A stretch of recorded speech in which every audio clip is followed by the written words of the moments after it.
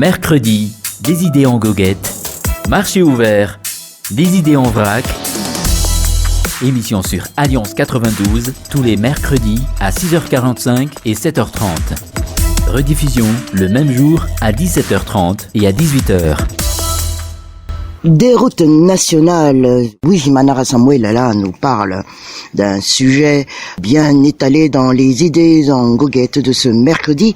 En fait, le réseau routier national revient au centre même des discussions alors que la saison sèche bat encore son plein. Des transporteurs desservant la RN2 reliant Tanarive et Thomas n'y sont même allés de leur petite manif pour dénoncer le délabrement et les difficultés auxquelles ils doivent faire face dans l'accomplissement même de leur travail et bien entendu le surplus de dépenses qu'ils doivent consentir en raison de l'usure accélérée de leurs véhicules. Alors oui, pour que de nombreuses portions, si ce n'est l'ensemble de cet axe, soient dans cet état de dégradation avancée, il a certes manqué des années et des années d'entretien. Mais l'hôpital aimant bien parfois se moquer de la charité, certains ne reconnaîtront jamais qu'ils y ont été pour quelque chose, entre autres en dépassant régulièrement les charges autorisées. On n'est guère mieux avancé dans la capitale, avec les embouteillages quasi permanents et des rues en lambeaux par endroits. Il ne fait décidément pas bon d'y circuler. Mais la problématique reste la même. Absence ou mauvais entretien depuis belle lurette, des solutions de réhabilitation tip-top, des canaux d'évacuation bouchés par les ordures qui sont jetées et inondant les rues et ruelles à chaque saison des pluies. Sans qu'il soit question ici d'exonérer les responsables des travaux publics successifs de leur défaillance, l'accent doit être mis sur cette faculté de certains usagers de ne jamais se sentir responsables de quoi que ce soit parce qu'ils paient déjà des impôts et que tout incombe à ceux qu'ils ont élus. On ne compte plus les vols de ferraille et matériaux en fonte tels que les plaques d'égout, ainsi que les éléments de signalisation routière comme les feux tricolores qui ont disparu des rues d'Antananarive dans les années 80, les irrégularités constatées sur la nouvelle rocade d'Yarive, dont des charrettes qui ont commencé à y circuler alors qu'il s'agit d'une voie rapide, des marchands ambulants qui ont commencé à s'établir sur les abords en isolon, invoquant l'argument de la pauvreté. Beaucoup disent d'ailleurs que les comprendre et les justifient, mais... Manara Samuel, à qui donnerait-il tort en cas d'accident ?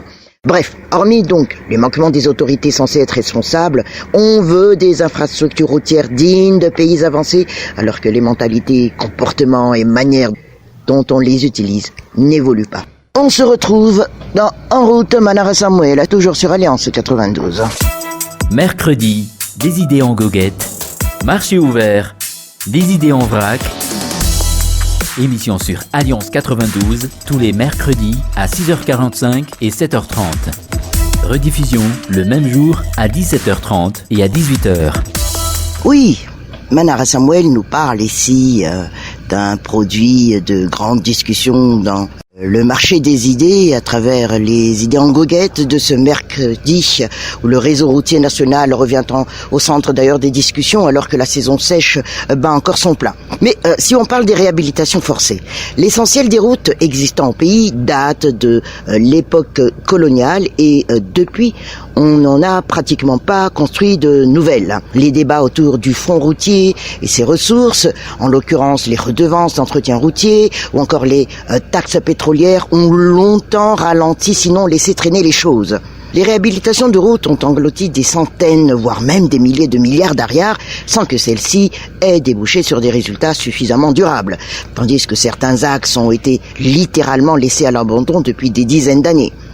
Et dans son actuelle course aux infrastructures, le régime en place semble en avoir en tout cas compris l'importance, notamment lorsqu'il s'est lancé dans la dotation d'engins pour chaque région qui devra dorénavant prendre en main la rénovation de certaines portions se trouvant dans sa circonscription. Preuve en est également l'annonce de grands chantiers pour la remise en état des routes du Sud.